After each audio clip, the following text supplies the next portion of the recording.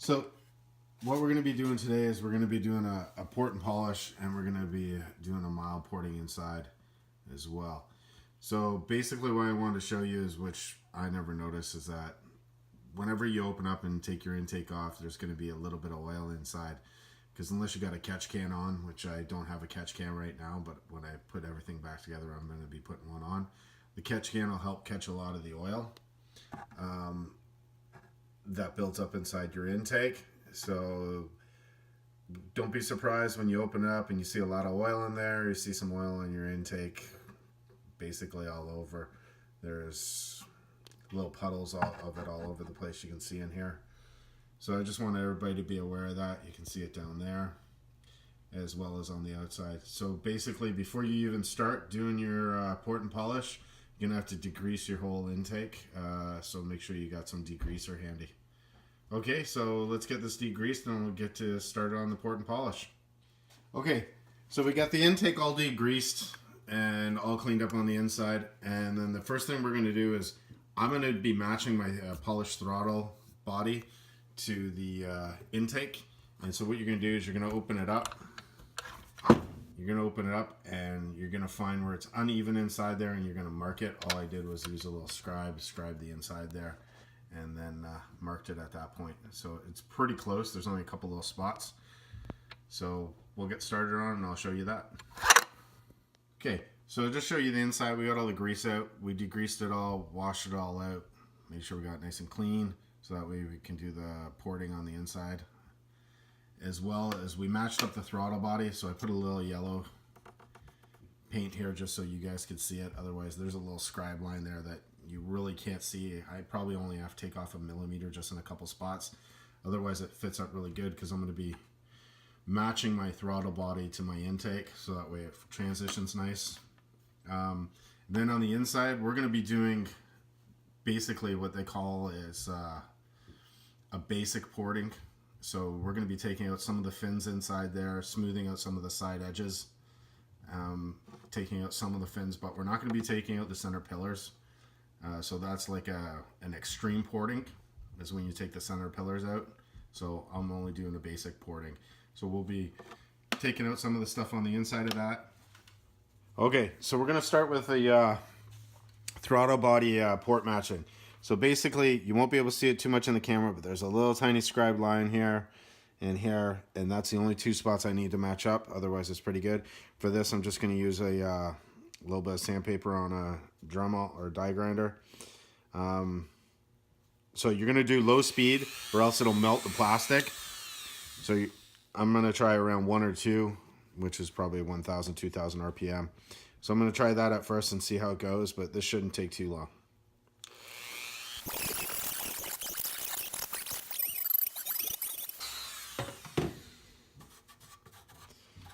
Okay, so that's it. That's all I needed to do on this one. So just taking a little bit off it. It's pretty rough right now.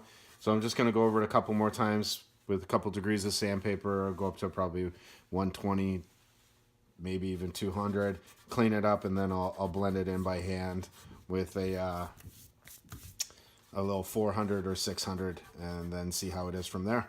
Okay, so I'm going to keep going at this, but that's all you'll keep doing, and I'll show you what it looks like after. Okay, so we got the inside of the intake where the throttle body matches up done. So basically, it's all ground down. I cleaned it up a little bit. As you can see, it's not too bad. I'm going to probably do a little bit more, but I'm not going to do it till after I'm done the inside here. So basically what we're going to do now is we're going to start taking some material off in here. So I'm going to be using a very aggressive die bit and basically taking off the big fins that are on the inside. So we're going to get to that now, and then I'm going to show you what it looks like. So I'm going to start grinding some of the fins off on the inside, and I'll show you what it looks like in a little bit.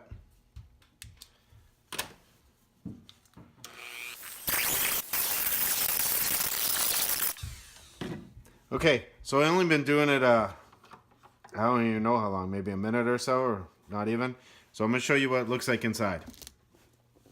So basically inside, as you can see, I started grinding off the fins So I'm going to be grinding most of the fins off in the front that I can get to, and I'm also going to be taking this down here as well.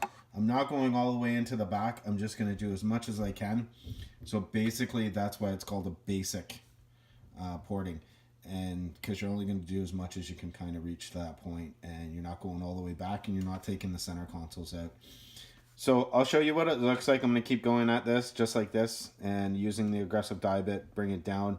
And then we're going to be switching over to some sandpapers again on the Dremel and die grinders. And I'll show you what that looks like. So I'm just going to keep working at this and take them away, and I'll show you before I get to the next stage. Okay.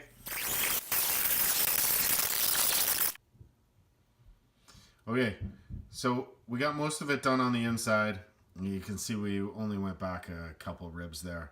And basically what it is we're taking out all the ridges that we can. Again, this isn't an extreme port. This is just a basic port. So that's why it's only done the beginning part of it, and the center posts are still there. The only one thing I did that's a little different, I kind of shaved off this one side here a bit. I just kind of made it in a little taper. I didn't take it all the way down. But if you want to do an extreme port, and it's your first time doing it, I could see this taking you easily a couple hours, if not like 6 hours at least, by the time you get all the posts out, get all your epoxy in, and depends on how far down you want to go. Buying some tools, getting to the back. So I could see it taking you a little while. But anyways, so this is where I am now. I'm going to clean up a little more, smooth it all out a bit more, and then we're going to move on to the port matching. Okay, let's get to it. Hey everybody. Okay, so we're going to do the porting now. So port matching, technically. So I don't know if you can see it on the video, but because I've had the intake on my car for so long, you can actually see the mark on where it's matching up to the heads. So basically I'm going to use those. I went over it with a little scribed, kind of scribed a line in for myself. I can see it pretty good from here, but I don't know if you guys can. So what I'm going to start doing is I'm going to start taking it off. So you're going to take off material here, here, basically matching them up. Another way to do it is actually you could use some transfer dye or something like that and do it that way, but this is actually working out pretty good. You can see the marks pretty good, but we'll see how it goes along. Okay, so let's get to it. I'm going to start off with a little aggressive bit, see how that works out for me, and then take it from there.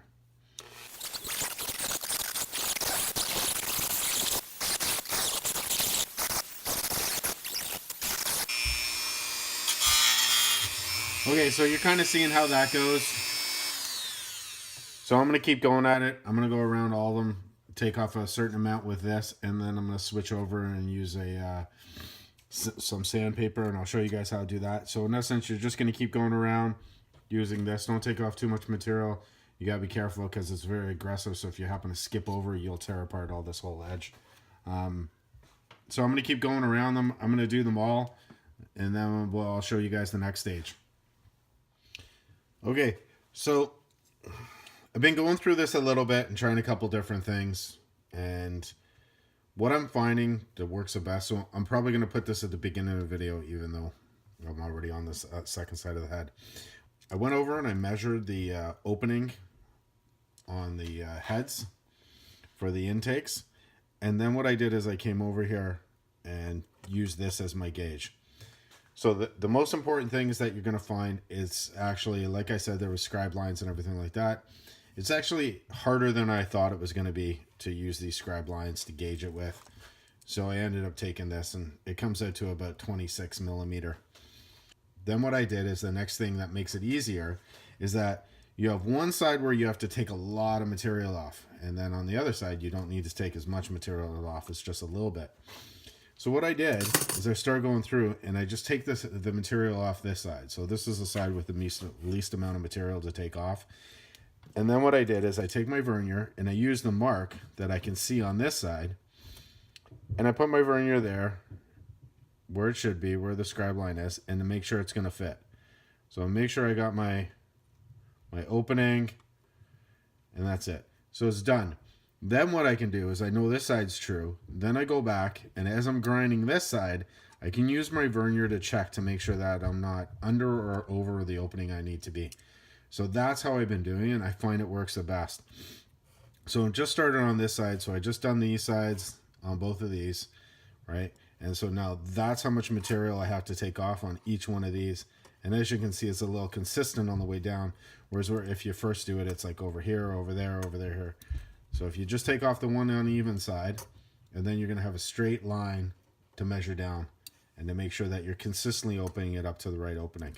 So I got 26 millimeter on mine. You go measure your own when you do it, and then do it that way. So anyways, this is the way I'm finding it the best. And also too, I'm finding a less aggressive Dremel. So I'm just using basically a very aggressive sandpaper. And then just going down, taking this edge off, kind of opening up the top here. And then once I have this edge to where I want my 26 mil off of that line, then I go like this, and I'll take this one off using this as my gauge side. Okay, I hope this helps you out. I'm putting it in the beginning of the video, and I'll show you guys how all this turns out. Okay, so we got them all ground out now. So went around it with a Dremel, did a little aggressive, ended up using a little bit of the sandpaper as well, went around it all, and we got them to size now. So now they're all to size. I took the vernier and I checked it, or mic, or depends on where you are and what country you're in. Calipers in the US. Anyways, so I took the vernier and I measured it to make sure it all fits. So it's all within, it's 26 basically on all of them, same as what I read on all my heads. And so I checked them all, and they all fit within that.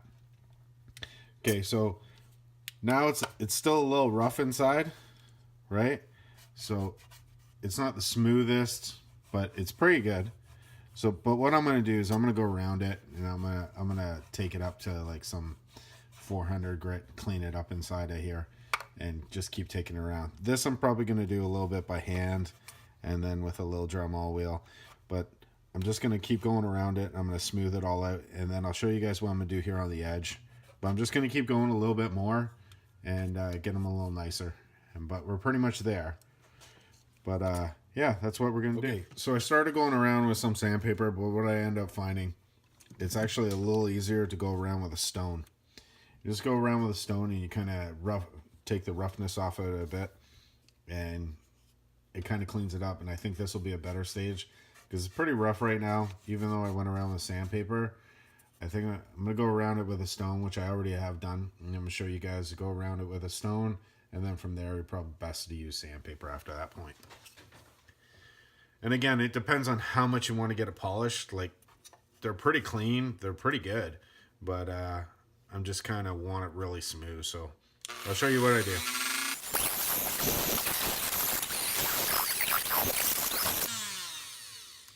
So that's it. So you kind of go around it with a stone. You're going to feel inside it, and you're going to see that it's a lot smoother now going around it with a stone. Took out most of the rough spots. There's a little rough spot here, but otherwise it smoothed it up pretty good. So you just keep going around it until you're happy with it, and then you can take it to the next stage of sandpaper if you want, which I'm going to probably go to a 400, and then I have a little stone that I clean this with too.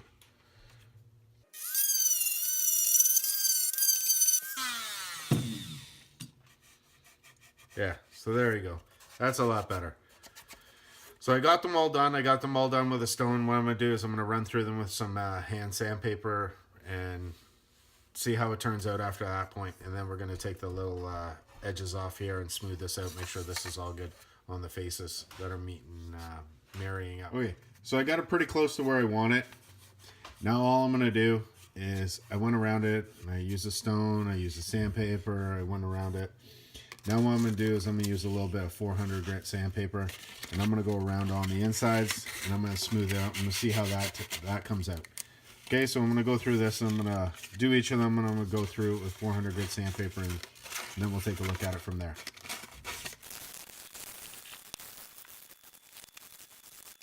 Okay, one thing I did forget is you got to make sure you got this flat, this surface flat. So you want to make sure you got all the burrs off. I'm sorry, I was assuming everybody would do that. So you can just take a piece of low grit sandpaper and go around the edges. Make sure you get all the burrs off, right? You want to make sure that this is smooth. You don't want to take down this surface at all, right? But you want to make sure you got all the burrs off. So if you just use a real fine piece of sandpaper, you'll be able to walk around with your hand and all the burrs will just come off that are on that edge. So you just want to make sure that edge is nice and smooth. There isn't no little plastic pieces on it. So that's it. So you just kind of go around them, go around all the inside of it, and that's it. And you'll be able to get them all off. In here, in around the injectors, depends on how close you got. You just fine it up.